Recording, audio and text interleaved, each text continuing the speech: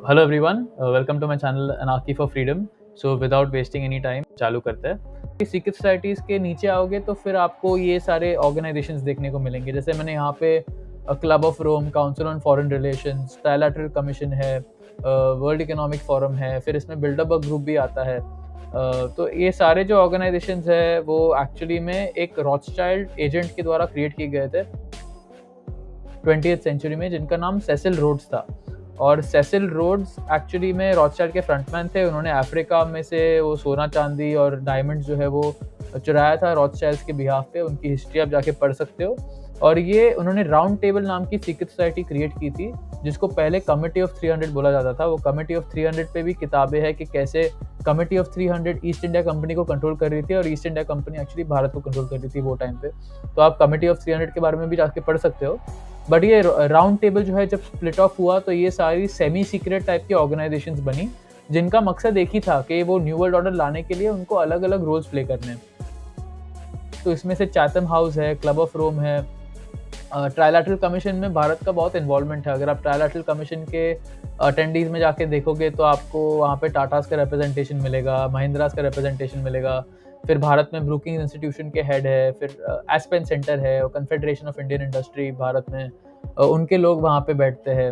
Godrej family का representation है। तो ऐसे आपको ट्राइलैटरल कमीशन में किर्लोस्कर इलेक्ट्रिक का भी रिप्रेजेंटेशन है वहाँ पे। तो ट्राइलैटरल कमीशन बेसिकली एक नया इंटरनेशनल इकोनॉमिक ऑर्डर बनाने के लिए उनकी ऑर्गेनाइजेशन को सेटअप किया गया था, डेविड रॉकफेलर और ज़्बिग्niew ब्रेजिन्स्की। ये दो लोग जो पूरे न्यू वर्ल्ड ऑर्डर के एजेंडा में एग्जीक्यूट करने में इनका बहुत हाई लेवल का इन्वॉल्वमेंट रहा है। हेनरी किसिंजर को आप लोग जानते नहीं हो तो बहुत बड़ा मास मर्डर है, तो उसका भी मतलब ट्राइलैटरल कमीशन में इन्वॉल्वमेंट रहा है। और डेविड रॉकफेलर और हेनरी किसिंजर बहुत ही करीब है। मेरा पॉइंट यही है कि इनमें से हर ऑर्गेनाइजेशन का एक मतलब यू कैन से स्पेशलाइजेशन है। अभी काउंसिल ऑन फॉरेन रिलेशंस है, वो मेनली मतलब जियो पॉलिटिक्स और वॉर ये सारे चीज़ों को मैनिपुलेट करने में इन्वॉल्व है। मतलब आप अगर जाके CFR को स्टडी करोगे तो CFR के काफ़ी सारे लोग फिर जाके नेटो की एजेंडा सेट करते हैं। मतलब अभी जो रशिया और नेटो के बीच में जो हो रहा है, तो वो मतलब वॉर के मामले में इल्यूमिनाटी के हिसाब से मैनिपुलेट करना ताकि वो वर्ल्ड गवर्नमेंट के और करीब जा पाए, वो काउंसिल ऑन फॉरेन रिलेशंस का मेनली मोटिव रहता है। फिर क्लब ऑफ रोम है, वो अभी क्लाइमेट इमरजेंसी की बात कर रहे हैं लोग कि अगर हमने अपना कार्बन फुटप्रिंट कम नहीं किया तो फिर धरती तबाह हो जाएगी। तो वो प्रोपेगेंडा के पीछे कोऑर्डिनेट करने में क्लब ऑफ रोम है। बिल्डरबर्ग ग्रुप भी एक हाई लेवल का ग्रुप है जिसको 1950s में क्रिएट किया गया था। बिल्डरबर्ग ग्रुप के अगर आप एक मतलब इंटरेस्टिंग किस्सा सुनोगे तो यूरोप में जो यूरो करेंसी था वो काफ़ी साल आने के पहले, मतलब वो यूरोप के हेड ने जब अनाउंस किया कि यूरो आने वाला है, उसके आई थिंक 5-10 साल पहले उसका पहला जिक्र जो है वो बिल्डरबर्ग की मीटिंग में हुआ था।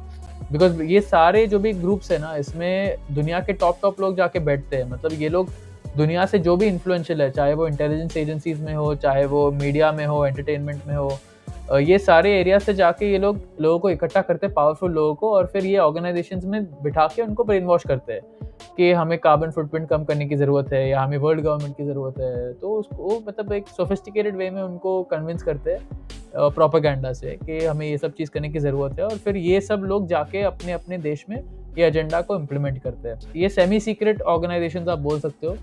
बिल्डरबर्ग ग्रुप की भी जहाँ तक बात है तो उसको काफ़ी इंटरनेशनल जर्नलिस्ट ने जाके कवर करने की कोशिश की है, बट उन पे ऑलमोस्ट हमेशा, मैं खुद जर्नलिस्ट को जानता हूँ पर्सनली जो मतलब वहाँ पे गए हैं मीटिंग्स को कवर करने के लिए, और वहाँ पे टॉप लोग आते हैं। मतलब गूगल के CEO हो गए, आई थिंक इलॉन मस्क की कंपनी का भी रिप्रेजेंटेशन था एक टाइम पे, सारे बैंक के हेड्स, सारे इंटेलिजेंस एजेंसीज के हेड्स, मिलिट्री हेड्स, पॉलिटिशियंस, मतलब वहाँ पे bill Clinton, George Bush, Henry Kissinger, ये सब टॉप लोग जाके मीटिंग्स करते हैं सीक्रेट में, और वो कोऑर्डिनेशन रहता है कॉर्पोरेशंस का, इंटेलिजेंस का, मिलिट्री का, मीडिया के काफ़ी सारे लोग वहाँ पे जाके बेसिकली मीडिया का एजेंडा सेट होता है वहाँ पे।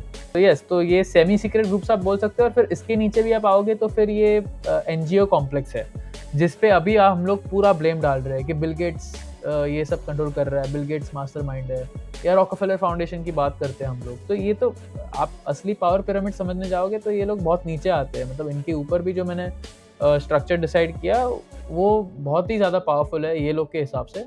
But nonetheless at least public domain में ये लोग बहुत बड़ा रोल प्ले कर रहे हैं एजेंडा को पुश करने के लिए।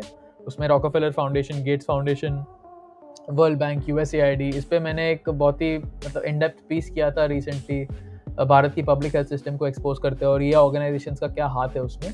तो ये हमारे मतलब कंट्रोलर्स आप बोल सकते हो, और इसके नीचे एक्चुअली में फिर ये सारे पपेट पॉलिटिशियंस आते हैं, जैसे कि मोदी, राहुल गांधी, अरविंद केजरीवाल, कोई भी ले लो, Mamata Banerjee, whoever talking about, कोई भी अगर मेजर पॉलिटिकल पार्टी का फ्रंटमैन है, तो वो मोस्टली एजेंडा के साथ ही जाते हैं ये लोग। तो हम लोग क्या इनको ब्लेम देते हैं, और मतलब उनके ऊपर भी कितनी सारी ताकत है वो समझने की ज़रूरत है। यहाँ पे भारत में पॉलिटिशियंस के ऊपर भी ये सारी बिलियनर लॉबी आती है, जो ये सेम ऑर्गेनाइजेशंस में जाके बैठती है। तो आप पावर स्ट्रक्चर समझने जाओगे तो ये at least main stream political parties में लोग सोचते हैं कि ये पार्टी बदल दी तो ये हो जाएगा, वो हो जाएगा। मतलब वैसे चीज़ें काम नहीं करने वाली है। अगर लोगों को वहाँ पे अपनी एनर्जी फ़ोकस करना बंद करना चाहिए, बिकॉज़ आप ये लोग को वोट लेके लाओगे तो वो एजेंडा पुश ही करने वाला है। बट येस, कंट्रोलर्स एक बार समझ गए तो कंट्रोलर्स को क्या चाहिए वो भी समझना बहुत ज़रूरी है।